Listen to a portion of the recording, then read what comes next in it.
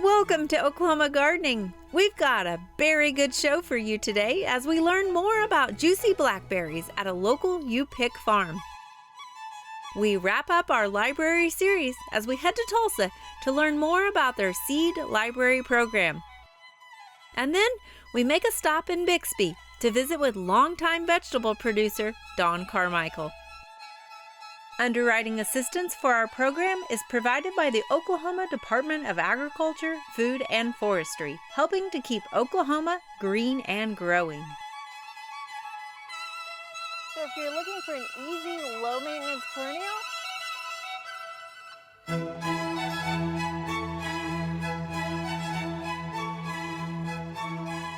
have two different types of flowers on one plant.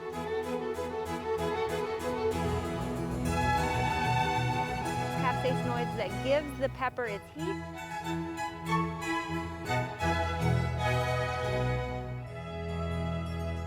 It is blackberry season, and we are here at North 40 Blackberries, just north of Stillwater, Oklahoma, which is a you-pick farm. And joining me is Darla Black.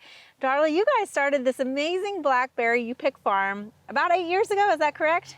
That was when the first picking occurred, was 8 years ago. But there's a lot of work that went into it prior to that. Tell us a little bit about, like, as a you-pick, how you kind of got started into that. Okay, so 2 years prior to the first picker coming, we began doing some research, attending conferences. We loved fruit, and we wanted to see if it was possible to share that with other people. Actually, my husband had said, let's plant about 50 blackberry plants. And I said, do you know how much work that is?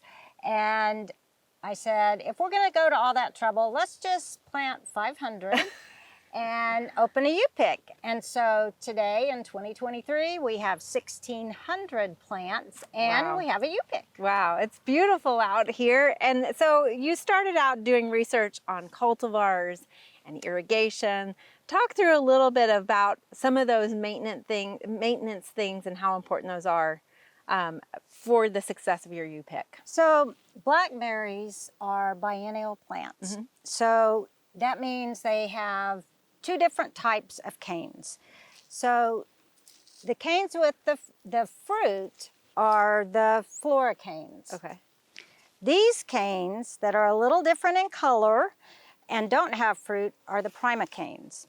And they've got all that new vegetation coming on them. Right? Correct. Yeah. So this will have the fruit a year from now. Okay. Okay, so when these canes finish, you can see how dark and they're harder. Mm-hmm. When they finish fruiting, then we have to come in at the base of the plant and cut all of those out. Okay. And then we use these nice little clips, and we'll take these canes and clip them up and train them to grow the way that we want them to. So we have about 15,000 of these little clips out here. So you can imagine it takes a while to clip those up. Right. But 1 year I kept track of cutting out canes, and we did about half of what we have, about 800 plants, and it took us each about 500 hours. Wow. So 1,000 hours just cutting out the old canes. Right, and that's why you have such beautiful rows here and easy to access fruit that's on the sides of it and everything, but that's a lot of labor, and that's just the pruning. I mean, right. there's different spray and fertilizer and irrigation that you have to maintain as well. So correct. It's a lot of process, right? Yes. So tell me a little bit about some of the concerns, the major concerns with blackberries in Oklahoma. Is it fungus or is it insects? Both. But fungus is a real issue because we tend to get a lot of rain all at the same time, and things don't dry out well, so it sets everything up to grow fungus. Right. And that's another part of the work. You don't want to get too many canes, too bushy. You want to keep it kind of cut down so that you discourage the fungal growth. Okay, all right. And, you know, there's always bugs and that kind of thing. So I spend a lot of my time during season on my hands and knees, literally, picking up anything that's fallen, anything that, you know, a customer might pick a berry and decide, oh, I don't want that one, and they throw it down. So sanitation is important in that role. Very, very important. If you don't keep it clean, you're inviting rodents, insects. We already host raccoons frequently, and you know, and they just come. So we've actually have an exclusionary fence around to keep rabbits and to try to keep armadillos out. Oh, okay, okay. Well, it looks like you definitely know what you're doing here. Tell me a little bit about being a U-Pick, kind of what your experience is for your customers when they come out here. Sure. When they first arrive, we always try to greet them, and we explain to them that it's necessary to wash hands before we come out because it prevents pathogen transfer, both human and plant pathogens that they may have been around. Right. And so they do that. We give them a 1-gallon bucket lined with a biodegradable bag.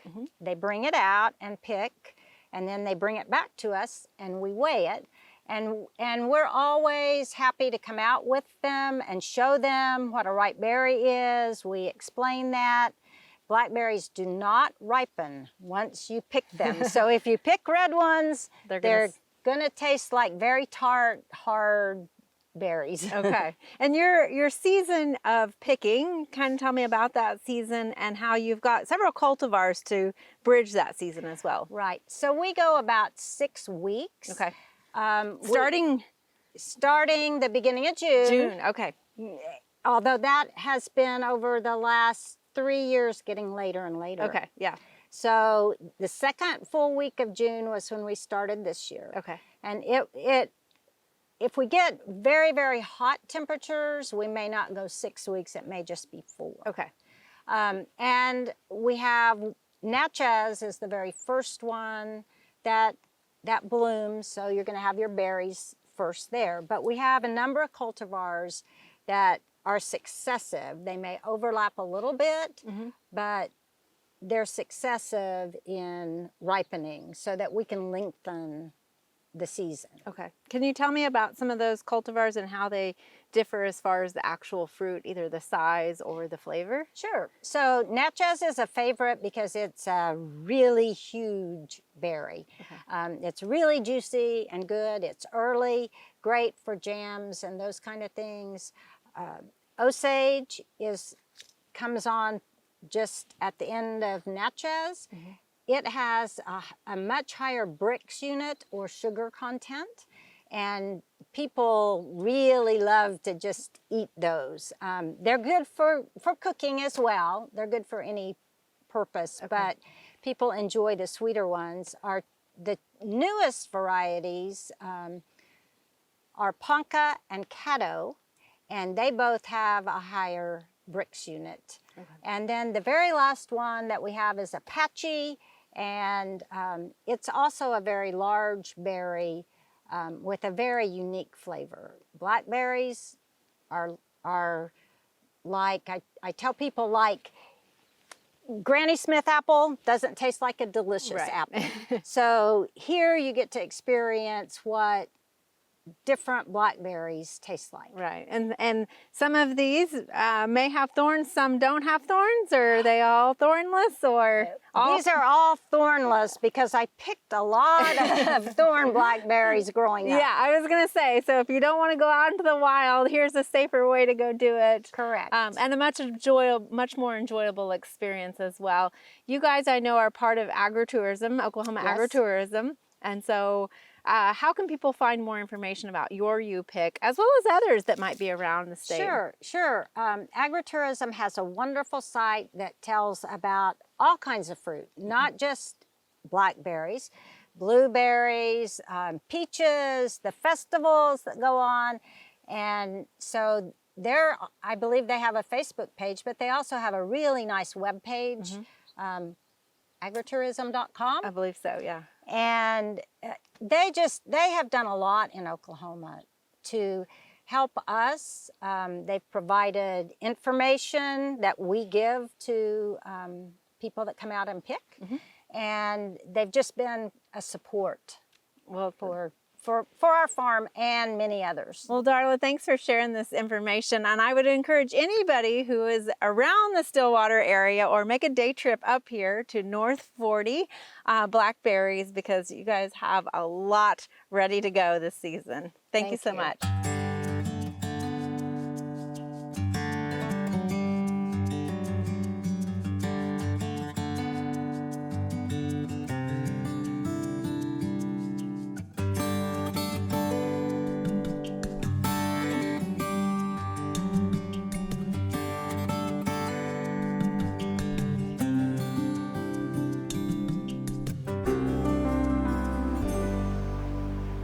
Today we are at Tulsa's Downtown Central Library, and we are joined by Johanna Burton, who works here at the library and started a really neat program that I wanted to share with you guys.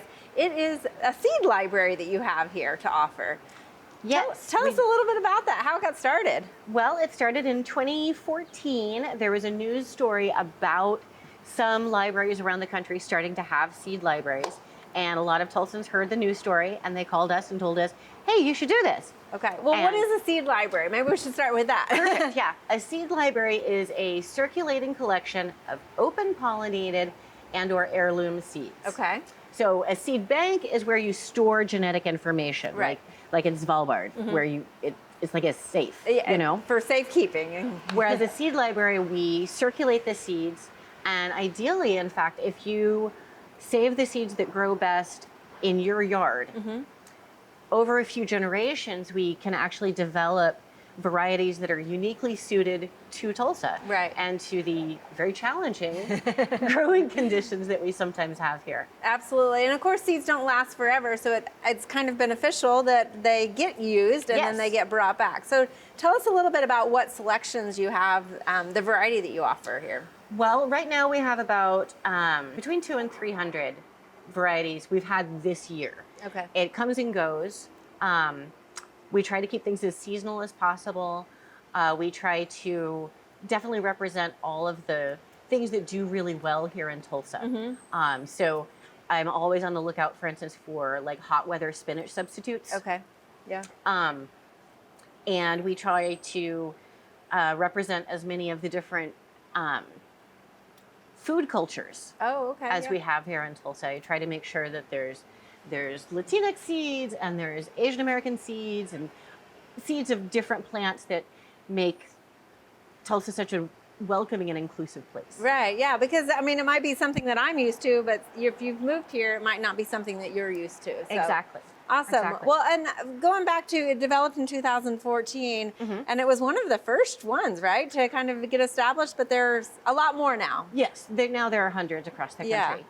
So in 2014, we started very small at 2 locations with a soft opening in the fall, because as you know, you can't actually grow vegetables in Oklahoma in the fall. Right. But we sort of thought, if we gear it towards fall gardening, we're just going to get the people who actually really know gardening, right? You know, yeah, and just start smooth, iron out any wrinkles before springtime. Okay. And that fall, we checked out 88 packets. Last year, we checked out 12,000.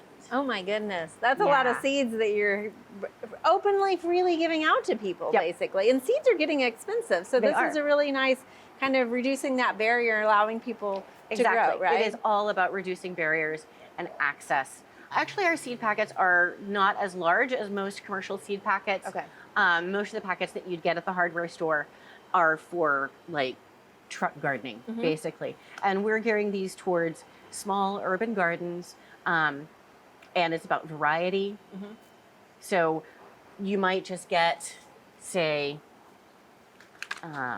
so just a few seeds in there for each one. Yep. More of a backyard setting, right? Just a little bit of morning glory. Okay. But you know, if you know morning glories, that's enough to cover. You don't. So a couple sheds. Tell us a little bit about the process. If I wanted to kind of check these out, right? Yes. Literally, you don't check these out and return them in 2 weeks. It's a lot different than books. So tell me about that Well, process. it's kind of the same as books. Okay. You come into a library that has seeds, and we have 9 locations in Tulsa, in the Tulsa City-County Library system that Okay. have seeds. And you pick out the seeds that you want. You can check out up to 15 packets per season. Okay. So every 3 months, I go through and clear out all the old records. So you can take advantage of the multiple growing seasons we have here. So is that 4 seasons? How many seasons do 4 we have seasons. here? Every 3 months. Okay, every 3 months. Excellent. So in January, you can check out tomatoes to start your tomatoes at home. Right. In April, you can check out beans. Okay. In July, you can check out peas for your fall garden. Right. Okay. And then in October, you can check out coneflower and lots of other native perennials, so they get their cold stratification. Excellent. So Yeah. once a person gets these seeds and then they plant them on their backyard, what's the process to replenish your supply here at the library? Well, if you are interested in seed saving, and you don't actually have to, Okay. but if you're interested in seed saving, then you check to make sure that they're not going to cross-pollinate with other plants, and collect your seeds, bring them back to the library, mark them, label them as well as you can. Uh-huh. We want to know everything you can tell us about Okay, them. okay. And just bring them to any library and they'll come to us and we will process them. And should they, I mean, I know, tomato seeds, they're all fleshy and have stuff all of, so should they be kind of dried out and packaged that way when they are brought to you? Yeah, they or- should be dry. Okay, okay. We do ask that they all be dry. Okay, and so I notice on your packages you have some that say easy or mid-level or harder, advanced level. Tell me about that grading system. So that's not about how easy they are to grow. Okay, It's about how easy they are to keep from cross-pollinating with other varieties. gotcha. Okay. So for instance, if you have 2 kinds of green beans growing in your garden, that's probably okay because they don't cross-pollinate readily. But if you have morning glories in your garden and someone down the street has morning glories, there's a really good chance those are going to cross-pollinate. Okay. Which is not necessarily a bad thing. It just means that the seeds those produce are going to be kind of wild cards. Okay. So looking at the picture, it might not look exactly like that on that morning it's glory. Okay. Not going to be that pretty purple. Okay, all right. So what about resources for somebody who maybe has never saved seeds before? So all the packets come with a very basic seed saving instruction, just Okay. a sort of general all-purpose seed saving. We also offer a lot of materials on our website and a number of books about seed saving. The thing is, every seed is different. Yeah. And there's so many plants in the world. I can't give you specific directions Right. for every specific plant. Right. We are working on a repackaging. So when you come into the library, they may not look like these envelopes we're showing you today. Okay. To streamline that process. And we're also working on getting a little bit more seed saving information on each packet. Oh, okay. We are totally making this up as we go along. Uh-huh. There were not a lot of instructions, and we're just trying Figuring to it do the best out. we can. Yeah, and you're adapting every year. And Exactly. Obviously, the program is being successful and continuing to grow as the number of packages that you guys are checking out.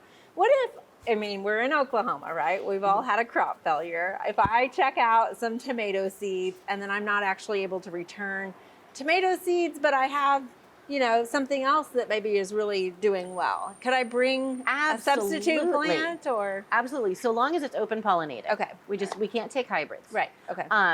But yes, absolutely. And in fact, if your tomatoes don't do well, we don't want the seeds back. Okay. We don't want to keep trying with them. Right. Anything. If you have a bumper crop of a wildflower Right. or anything else, you can bring those in. We also accept leftovers of commercial packets. Oh, okay. Okay. So say you did buy a giant envelope of green beans, Right. and you only used So many of them. 15 of them.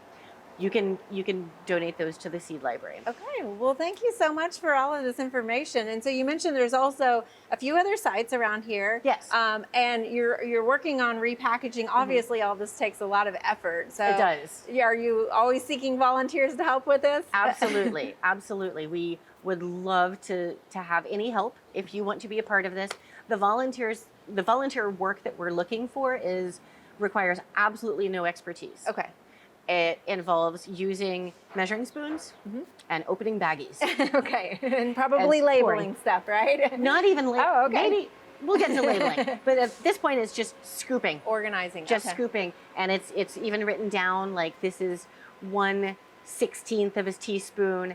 And I even have, I have to show you, a 1/64 of a teaspoon. Tiny little teaspoon. Because some of those seeds are so tiny. Yeah. Teensy, teensy. Absolutely. Well, Johanna, I just love this program. Where can people find more information about this? TulsaLibrary.org. Excellent. Thank you so much. Thank you, Casey.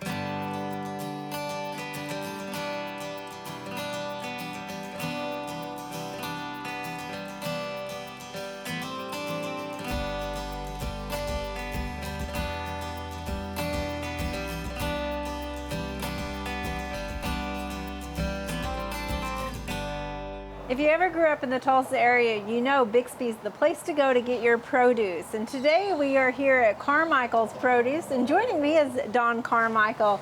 And Don, you've been here for a few years and you've seen a lot happen. Tell us a little bit about the history of how Bixby became known for the produce here. Well, you know, Bixby is always, they used to do train loads of corn, ship it out years ago. You know, I met several, Melvin Skaggs told me the last year he shipped corn, he shipped over 100 train carloads of corn. Wow.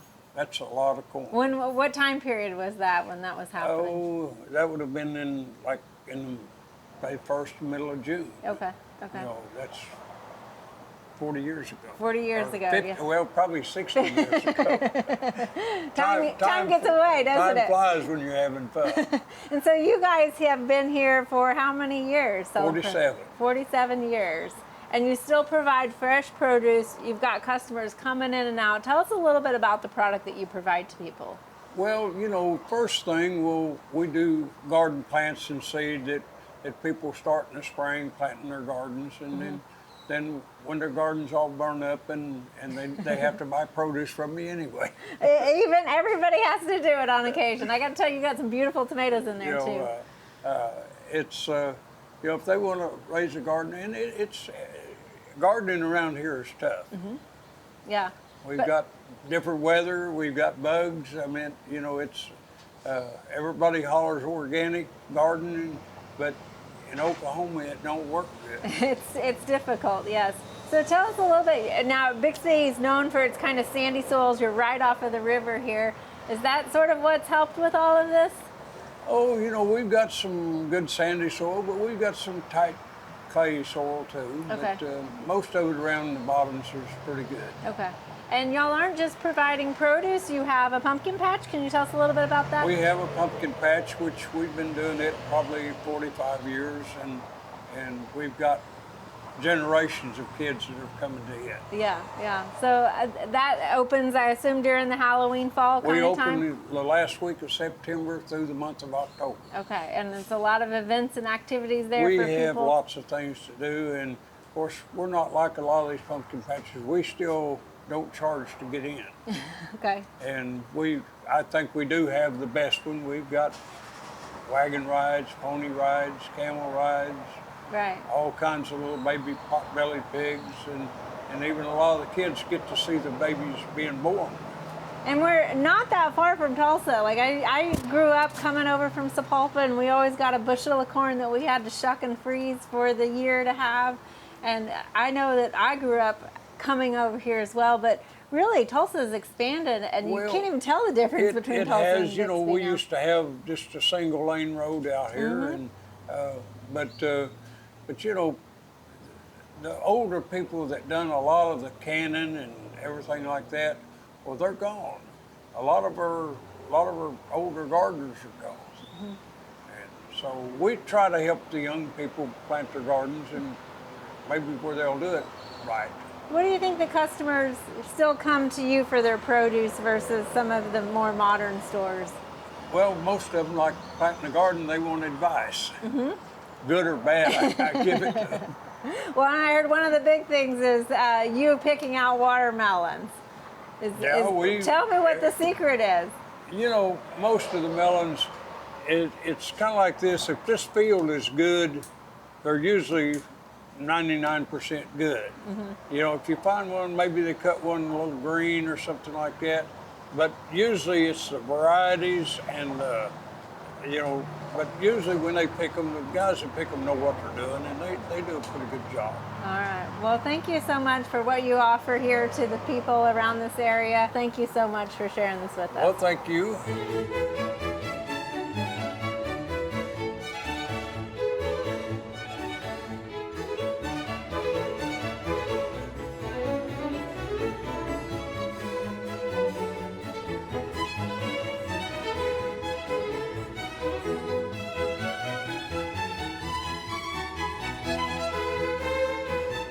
There are a lot of great horticulture activities this time of year. Be sure and consider some of these events in the weeks ahead.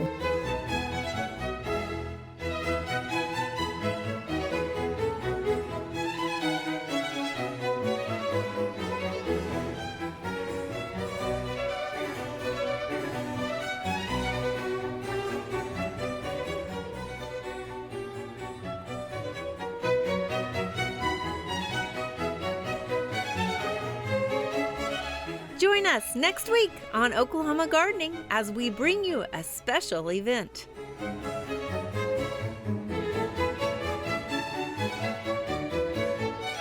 That's why I do this. Watiti. Wachita? Osage?